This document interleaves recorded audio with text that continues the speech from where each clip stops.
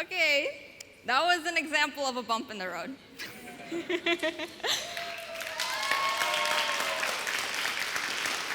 Yeah, hopefully this will make my speech hit more.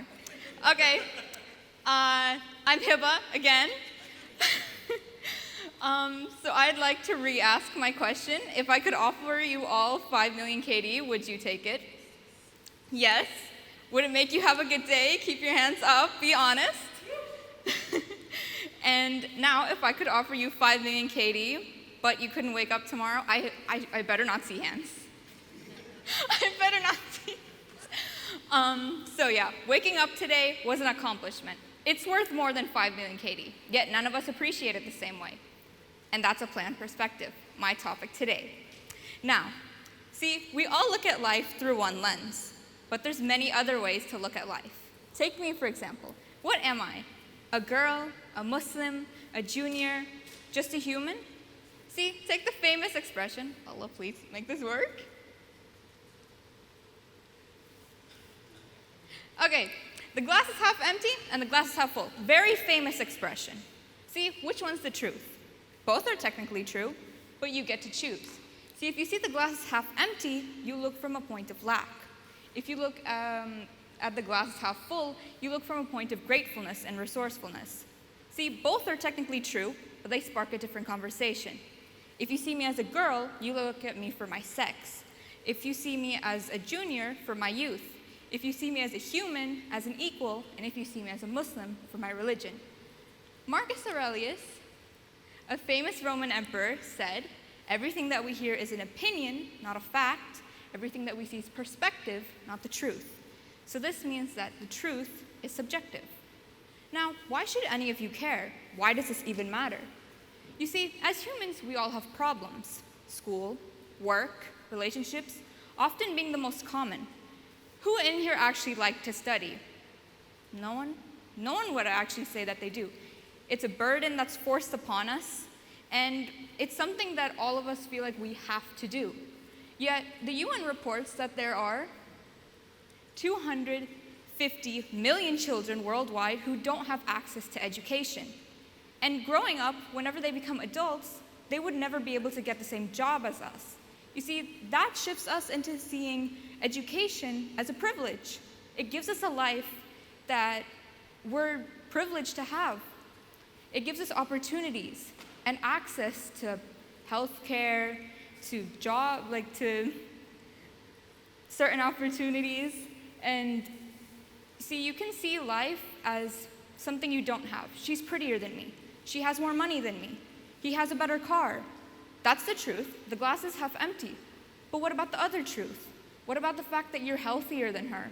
Or that you have a better spouse? Or that your mom is still alive? You see, that can be your truth. Actually, in religion, there's a concept that aligns with this. It's called fate. Christianity, even Islam has this. In Islam, it's called qadr. It's the idea that God has pre-written certain things in our lives. You can't force them to happen, and you can't force them to not happen. It's written His way. From a non-religious point of view, it's what's meant to be. Certain things that are out of your control that just happen. They were always meant to happen. And this pushes believers to think from a point of, well, why did God write this in my book? What advantage does this serve? And if there are any readers, I personally love fantasy. You see this very commonly in movies, TV shows, books, even some poetry and some songs, that there's always the famous mountain from English class, I know, boo, where the rising action and the climax are the points where you see the most struggle for the characters. But whenever you think from it from a writing point of view, these are honestly the points where the character is developed the most, and arguably the most entertaining. You see, if you put yourself in that position, you can see adversity as a point to grow, and as a point to become a better person. It makes your life more interesting, and it also makes you grow as a person. It makes you stronger. It pushes you. Actually, there's a personal example of mine. This very speech.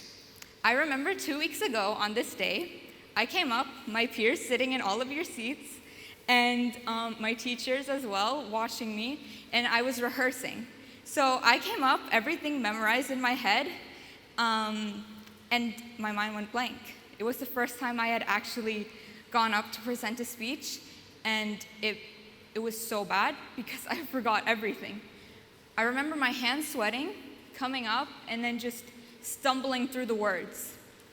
And it made me doubt myself. It made me think, wow, I'm not cut out for this. This is a failure. This is bad.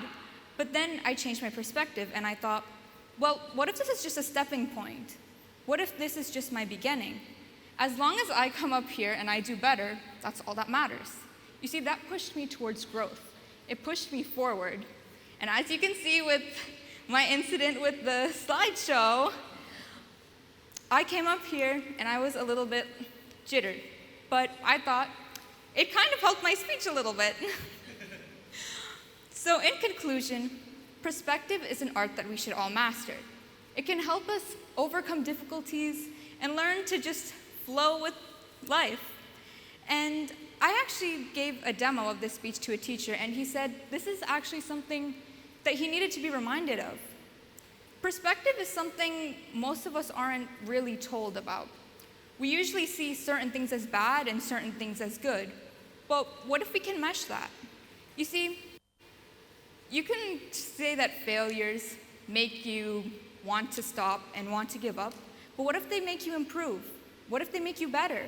See, the glass is half empty and it is half full. Both are the truth, but I'd like to end this off by saying, what's your truth?